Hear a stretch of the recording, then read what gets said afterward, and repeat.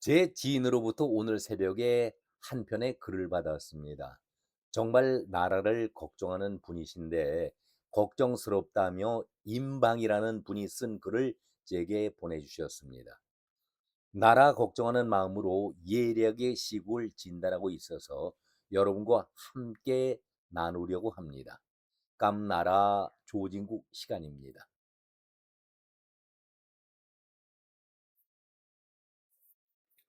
시론이 이재명의 생존 국채를 뒤엎나 국채를 뒤엎나?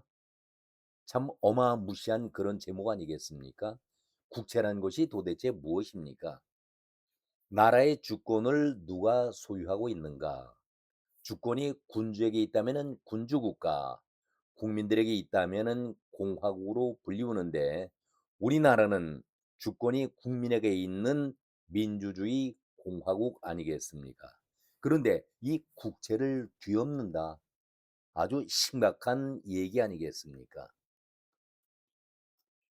그러면서 작은 제목으로 6.3 선거의 개헌과 미국의 보이지 않는 칼날 이런 소제목을 달았는데 임방이라는 분이 5개 분야로 나라를 진단하고 걱정하는 글을 적었습니다. 하나씩 살펴보도록 하겠습니다. 서론은 이렇게 시작을 합니다. 대한민국 법치주의의 심장부가 콩시루처럼 볶아지고 있다. 아니, 이미 타버린 냄새가 진동을 한다. 사법부의 수장조차 모르는 상태에서 대법관 12명을 증원하고 78년 역사의 검찰청을 해체하는 이른바 사법 형사 3법의 국회를 통과한 것은 예고편에 불과했다. 이제 그들은 6.3 지방선거라는 축제의 뒤편에서 개헌이라는 독배를 숨겨놓고 있다. 이것은 단순한 제도 개선이 아니라 한 개인의 사법 리스크를 지우기 위해 국가의 설계도 자체를 사회주의적 독재 체제로 재설계하려는 무서운 계획이다. 이렇게 선언을 쓰면서 5개 분야로 진단을 하고 있습니다. 첫째, 개헌의 마수 5월 11일에 데드라인과 체제 전복. 더불어민주당이 6.3 지방선거와 개헌 국민투표를 동시에 실시하겠다고 공언한 이면에는 치밀한 법적 수순이 깔려 있다.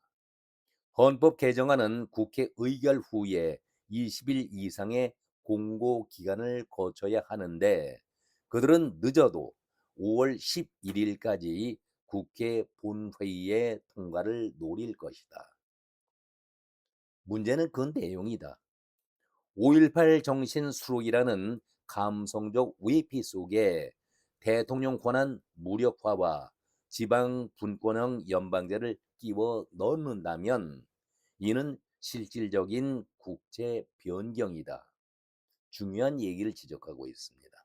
국민들이 당장의 민상 지원금 몇 푼에 취해 개헌 조문 하나하나를 꼼꼼히 따져보지 못하게 하려는 포퓰리즘의 눈속임이 그 핵심이다.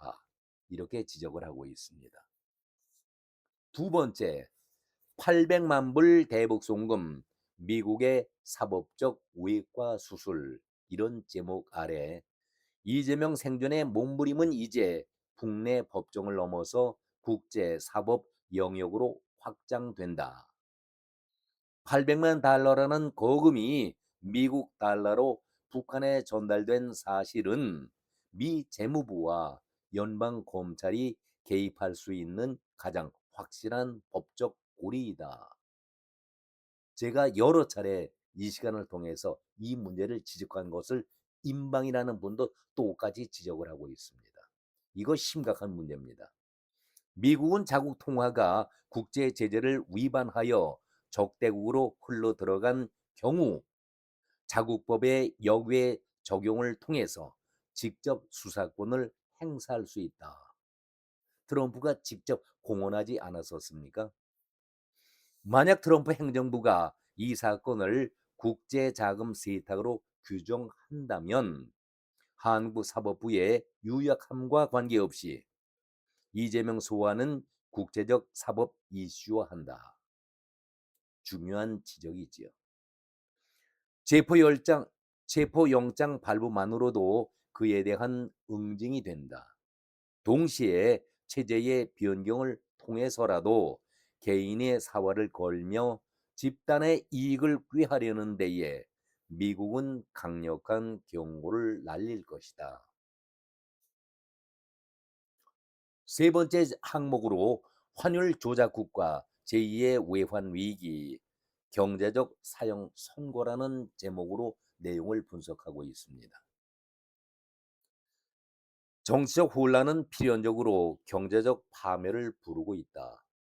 이미 고환율과 고물가 우리가 느끼고 있는 것 아니겠습니까? 이미 미 재무부는 2026년 1월에 한국을 환율 관찰 대상국으로 재지정을 했다. 정부가 정치적 목적으로 돈을 살포하며 인위적으로 시장을 부양하는 형태는 미국 입장에서 보면은 전형적인 불공정 통화 관행이 터다. 만약에 한미 동맹의 균열이 깊어지고 환율 조작국 지정이 현실화된다라고 하면은 대한민국은 외화 유출과 신용 등급 강등이라는 제2의 외환 위기도 배제하지 못한다. 곧 한반도에서 국민 전체가 가난에 빠져 국가의 배급 없이는 살 수가 없는 국민 개빈국, 가난한 나라가 된다는 얘기죠. 연출될 조짐이다. 차이점이라고 한다면은 한쪽은 이미 배급마저 끊어졌고 한쪽은 줄 수는 있겠다. 누구와 누구를 비교하는 겁니까? 그러나 이를 역설적으로 즐길 집단도 있다. 사회주의 건설을 꿈꾸는 자들에게 가난은 소위 평등을 가장 잘 엮어내는 때문이다. 중요한 지적을 하고 있는 것입니다. 이를 역설적으로 즐길 집단도 있다. 어느 집단? 사회주의 건설을 꿈꾸는 자들에게는 가난은 소위 평등을 가장한 잘 엮어내고 있기 때문이다. 네 번째 항목으로 이러한 분쟁과 한미 동맹의 시험대를 거론했습니다. 설상가상으로 중동의 이러한 분쟁은 미국의 신경을 분산시키고 있다. 미국이 이란에 발이 묶이는 틈을 타서 한국 내의 좌경화 세력은 우리 민족끼리를 외치며 국제 변경의 계기로 삼을 가능성도 커지고 있다. 중요한 것을 지적하고 있는 것이죠. 잘 알려진 대로 트럼프 행정부는 동맹의 가치를 철저히 실리에 따라서 재정의하고 있다. 대한민국이 자유민주주의의 보루 역할을 포기한다면 미국은 한국을 보호하는 대신에 경제적, 군사적 제재를 가하는 적대적 고립을 택할지도 모른다. 참 심각한 문제를 예리하게 분석하고 있습니다. 다섯 번째 항목으로 선거는 자유의 최후 방어선이다. 이 국민들을 어디까지 감싸야 하나라는 탄식은 이제 국민이 깨어나야 나라가 산다라는 결연한 위침으로 바뀔 때다. 6.3 선거는 단순히 시장이나 지사를 뽑는 선거가 아니다. 이재명의 생존을 위해서 국가를 마두로식의 사회주의 개빈국으로 나갈 것인가 아니면은 자유 대한민국을 지켜낼 것인가를 결정해야 한다. 한마디로 6.3 선거는 체제 수호의 결전이기도 한 이유이다.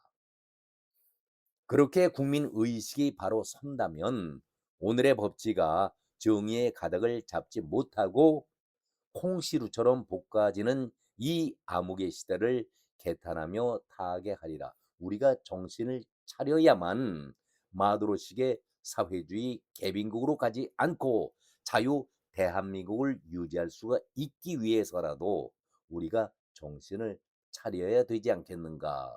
이렇게 경고의 말을 하고 있는 것입니다. 개인을 넘은 사회적 정의의 실현이 어느 때보다도 요구가 된다. 그 같은 국민 저항 운동이 국채 유지 보수로 거듭났으면 한다. 임방이라는 분의 결론입니다. 그 진실을 기록할 6월 3일이 다가오고 있다. 이재명 생존 국민 저항으로 막고 억눌러야 한다. 그렇게 하지 않으면 대한민국이 죽을 판이다. 이재명은 개헌을 통해서 새 국가를 참칭하려고 든다. 이게 바로 내란이고 그가 그 수괴다. 이렇게 결론지어서 말을 맺고 있습니다. 이것이 어제 날짜로 보내오는 시론이었습니다. 정말 구구절절이 옳은 말이고 바른 진단과 옳은 지적이 아니겠습니까?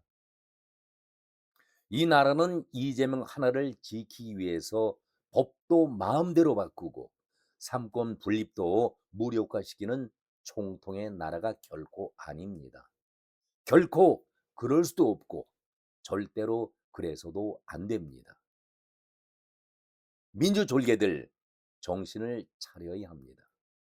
세상은 의회 다수의 폭거로 모든 것을 다 이룰 수 있다라고 생각한다면 그것은 커다란 오산이고 착각 아니겠습니까? 이재명과 같은 피고인이 나라를 다스린다? 상상도 못할 일 아니겠습니까? 대한민국은 결코 그런 나라가 아닙니다. 밝혀진 것만 해도 12개 혐의고 8개 사건에 5개 재판일 뿐이지 얼마나 더 많은 비리와 범죄가 쏟아질지 우리가 어떻게 알겠습니까? 이제 결론입니다. 세상은 자기 마음먹은 대로 되는 세상이 결코 아닙니다. 선거가 이제 56일 앞으로 다가왔습니다. 우리가 눈뜨고 이 상황을 정말 제대로 지켜봐야 되겠습니다. 오늘은 여기까지 말씀드렸습니다. 고맙습니다.